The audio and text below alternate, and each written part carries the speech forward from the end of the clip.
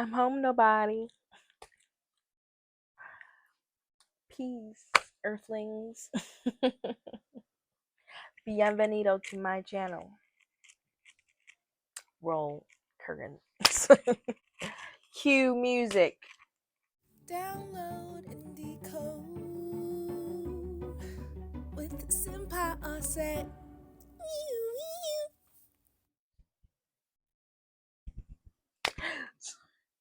My promptings of this video were stemmed from Sistar MyRah Moss, the great master astrologist,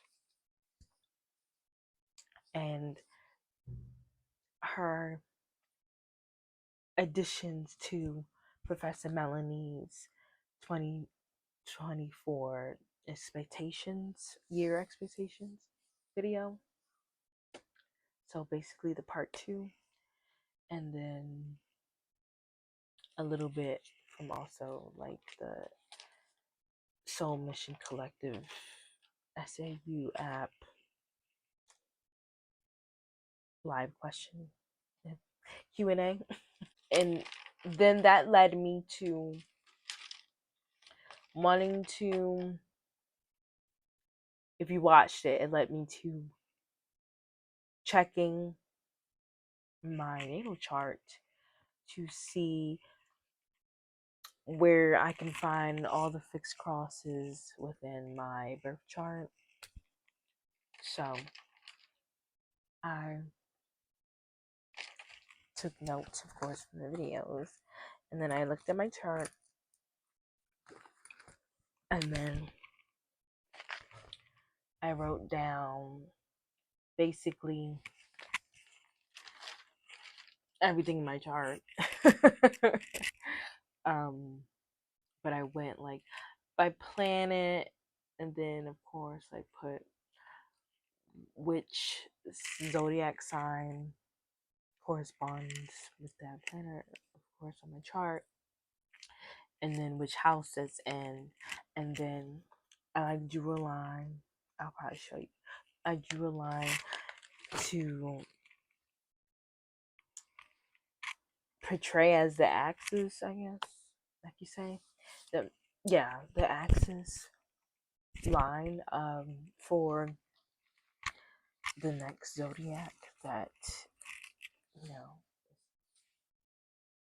basically parallel, or parallel to it. So this is basically what I did. And so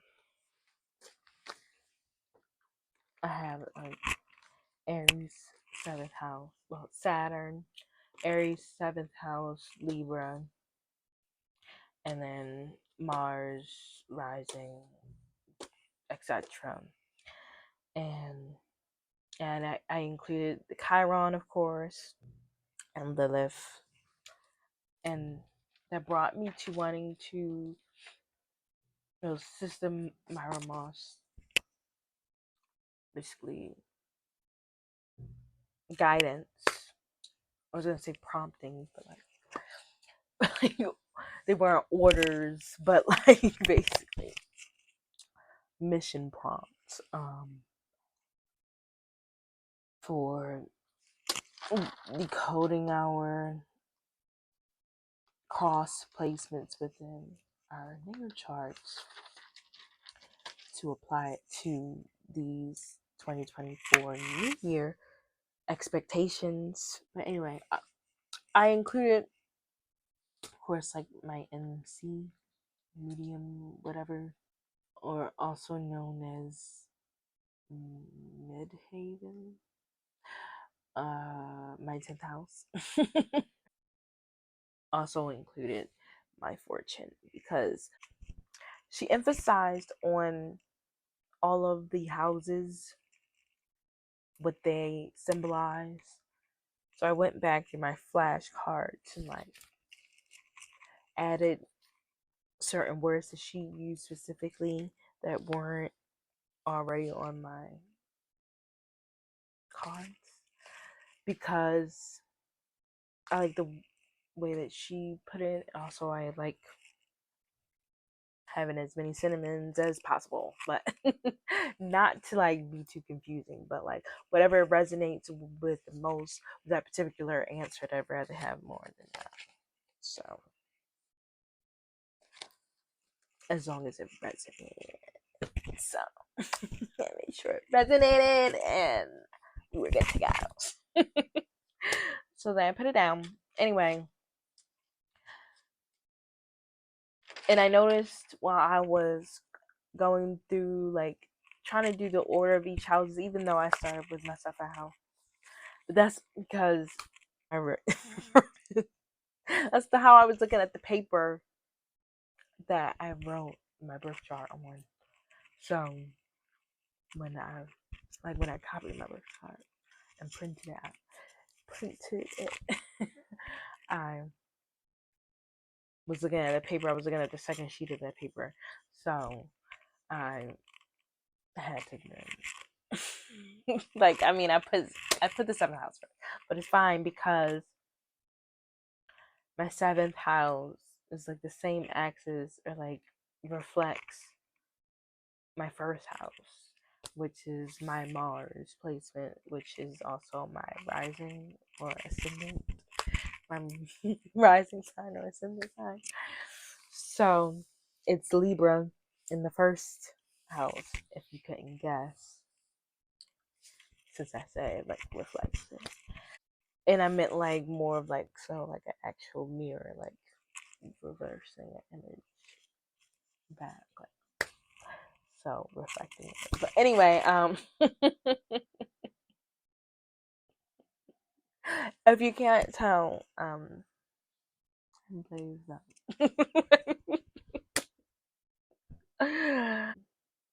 I mixed a lot of herbs and I, puff them. Puff, puff. I say it like that. Why is it sticking out like that? Okay. Anyway. Sorry, I just got a fever or something like that. Alright, it wasn't really something like that. It was basically that. Because I was like having them sweats and all that.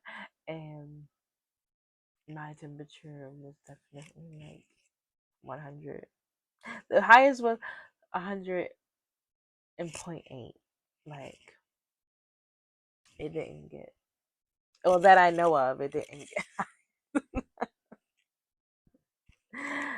Because the first night when I was really going to it, like as it was setting in, I didn't take no temperature because my mom didn't know yet. So anyway,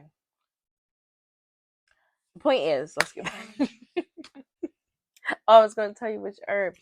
So the herbs that I mixed up were well, I ain't going to tell you all the herbs.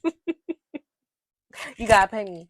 So, but anyway, I'll give you a hint at the concoction.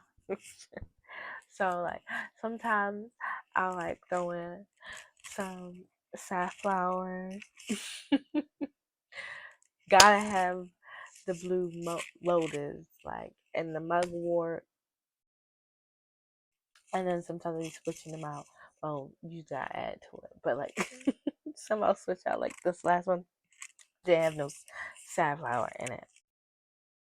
Yeah, that of course with the ganja.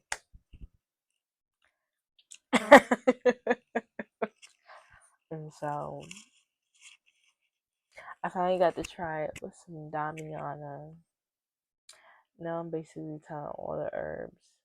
But like, hey, I'm gonna have to bleep one or two of them out.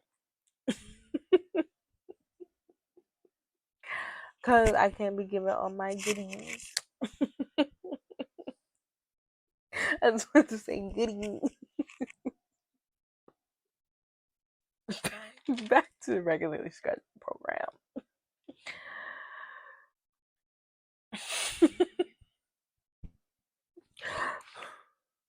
All right. His room got forever storage. But I was prompted, So I was prompted to look into Lilith. Well, I've been prompted to look into Lilith, like when I started getting into astrology, like at the beginning of last year, Inner Circle 2, or after it commenced. And we started diving in straight into astrology. And we had to print our charts and get familiar, and we started learning the planets and then the houses, etc., about astrology, and basically how to learn our charts. I wanted to know what Lilith was. Like I think I already had interest in Lilith. Pretty sure I've been prompted to like look into her before, but never really did. Cause I knew that I'd get to it eventually. Like it was never pressing. But that was way back when I like just ignored my prompting instead of diligently trying to listen and actually follow them. Like listen, then actually follow them. Like before listening, whether it was by choice or not, poised or not. Like they come across, but like now I'm actually like, okay, are you not mislead? I mean, like, that's been my energy, but like, been really not. I mean, I had to learn, so here I am now. Anyway, badgering. Ready? Okay. All right. So, okay. So, what was I doing? Oh, Lilith. So I was prompted to look into Lilith and what that means. I've been waiting to learn what that means, but we won't even learn what that means in Inner Circle 2. I mean, in Inner Circle. So we just learned the basics of astrology, which didn't include that. So, and either way, I wanted to like look in the etymology of it and like, you know, dive deep into the prompt anyway. Like I usually do, origin of word, and then see what spirit got to add. That's the Cohen. So spirit reminded me of this prompting with 9 days ago when Hood Mystic posted the video of Lilith, what's this week in astrology video, whatever it's called. Anyway, as y'all know, I'll link it below. Yeah, so he was diving into like the origin of Lilith. I don't think he showed us like I don't think he pulled up the etymology of Lilith in the video because I would have broke that out. But anyway, I was just taking notes from his video, and he was going into with a Kabbalis,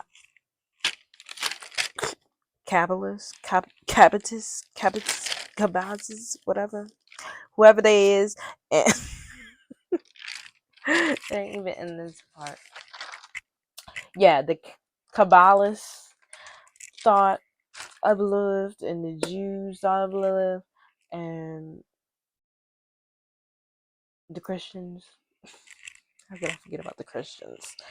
Yeah, and yeah, watch the video. It's a good video, and basically to sum it up, the darkness, black moon, like that's feminine energy, which I know it's feminine. We know it's feminine energy, but like internal, like yeah, like it's feminine energy, internal, like womb, the dark moon, positive, uh, subconscious, the hidden, all that like that, like fertility, infertility, sexual desire, Rag dream, sacred sex magic, sacral chakra energy, like water is giving. But it's feminine energy, so water and earth. Oh yeah, and then like how the story of her and Adam both being created simultaneously, because it takes two halves to make a whole. But anyway, like us being like being human, created as humans on this physical plane, this physical realm, requiring both masculine and feminine as this energy to be put in place into one soul per vessel that we obtain within these flesh and bones temples that some of us yield and wield today. This is not everybody got souls and such. But anyway, yeah. So, in this polarity of duality that we are existing in this instance. So, construct, whatever you want to call it. And yada, yada, yada. So, I wrote down, I'm going to explain because I kept wanting to know, like, so my Scorpio or my actual only Scorpio placement is Scorpio that is in Lilith. That says Lilith. Lilith in the second house. And, you know, that's opposite Taurus. So, all about the values, self worth, values that determine yourself, who you are, who you truly are, how you value yourself. So, uh, which comes very full circle with this fixed cross that Sistar MyRah Moss went further into, deciphering and decoding the energy of this year, going through Scorpio, Aquarius, or Leo, going through Aquarius, then going through Scorpio for the transformation of the values, or Aquarius, maybe Aquarius, going through Scorpio for transformation of the values, Taurus, come out like the creative rule into Leo. But however she put it, if you watch the video anyway, and you'll get it. Don't be acting all confused because you ain't watched the fucking video. So anyway, I ain't sorry because that's Big Mama coming out. Where the fuck was that? Led me to coming full circle about, yeah, what Sistar MyRah Moss was talking about, like transformation values, being how you balance out, like a bunch of answers coming together. My first house is in Libra, so balance. Like basically everything that she was talking about applies and is like shown in this chart, even though without it being shown in this chart, we have every aspect of the zodiac within us already, like the 12 principles of the tree of life. Anywho, so if you want to make it from a Asar down to Haru, here's what you do. I guess Haru's in the middle and Gab's at the bottom. But you know what I mean. So I was looking for my crosses in my chart, and I already knew, like, okay, I had Aries. Yeah, Aries in the seventh house. And that is my Saturn, or Saturn, whatever. My sun is Capricorn in the fourth house. My Mercury is also Capricorn in the fourth house. Oh, so yeah, my Libra in the first house. Duh. And my 10th house is Cancer. So that's where my cardinal cross lie. And so my Cinderella rejection story, whatever trauma would lie with my Sun and my Mercury up in that fourth house. And I also noticed my fixed cross heavily. So my Chiron being in Sag. And also have Pluto in Sag. And then I have a bunch. I have Aquarius stellium. So I'll just sum up like one. Okay. My moon in Aquarius, North Node, and a bunch more. Oh no, my North Node's not in Aquarius. My North Node's in Leo. So that's what I meant. And then, okay, so was that the whole fixed cross?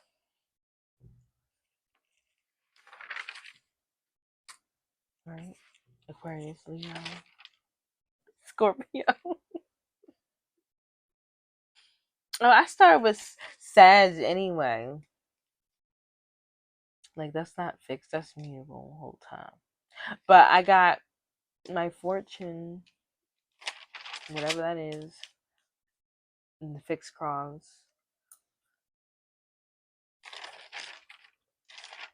Alright, so I guess it's about all the crosses I could find.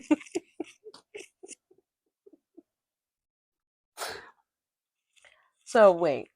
Okay, mutable. Sagittarius, Pisces, yeah, Virgo.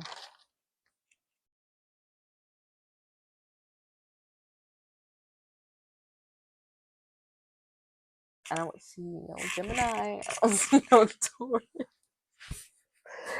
for the other crosses. But I mean, other than when I, of course, did the axis, which is basically what Sistar MyRah was suggesting us to do. Completing the full 360 of the energies. I mean, yeah, looking holistically at the zodiac versus looking at them separately, like full 12 separate signs, but instead looking at it holistically as she suggested and explain how she looks at them as 6 axes. So, yeah, that's why I drew that line and then put which opposite sign from it. And then I went and wrote what basically what she gave, but also like other terminology that I've associated and learned that each house like deals with. So,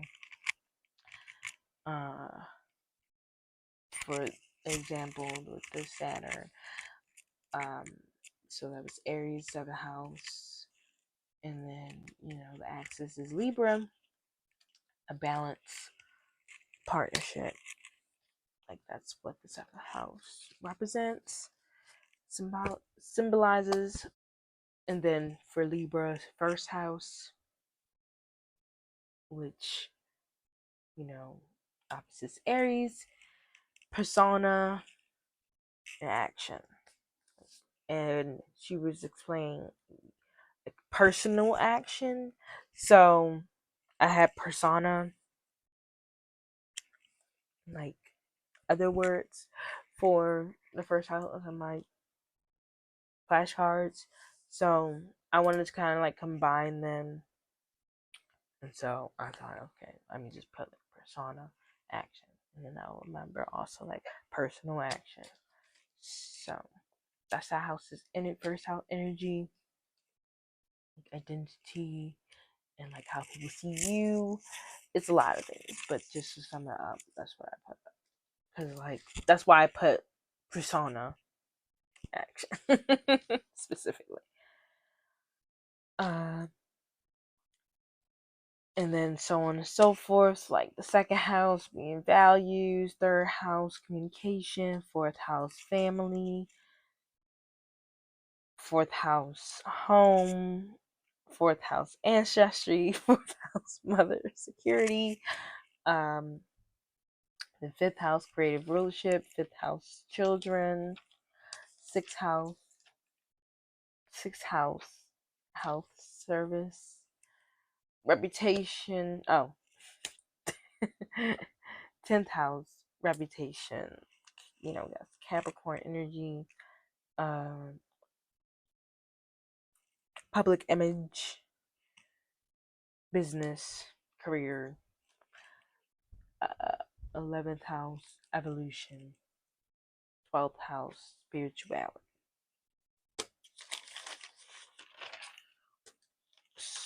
So yeah, then I was gonna go, like I left room in between like most of them, except for like the Chiron and Lilith, because I kind of already broke those down, like how you explained that previously. So I wanted to do my whole chart and then write what came to mind. So I'll probably do that in into part two, because video is already long enough, and I'm not trying to like run out of space. I'm trying to upload one whole as long as video. So I'm just gonna stop this one here, and then make it to part two. So like, follow, share, subscribe, hit that bell notification for more from your girl, your goddess, your empress, the deity of sovereignty, and all that jazz. Peace, hot chakra love to my category ones and category threes, and I guess my category twos. But if you are not a factor, then there's no love for you. I mean, there's blessings of love, but it's not the same. So just had to make that just for the record. Okay. FYI. Anyway, have a good day. Abiento.